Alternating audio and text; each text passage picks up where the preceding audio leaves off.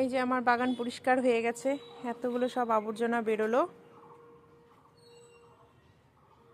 এই যে এইভাবে উপরগুলোতে তুলে দিলাম, সব জবা, এগুলো বৃষ্টি হলেই সুন্দর ফুটে যাবে। পরিষ্কার করতে গিয়ে সব টবগুলো ফেটে গেল। এই ঝুড়িগুলোই ভালো, ঝুড়িগুলো ছিল পুরনো আগের টব। এই যে কলকা ফুলের প্রচুর কলি এসছে, প্রচুর কলি। ভাবছিলাম গাছটাকে ফেলে দেব, ফেলতে পারলাম না।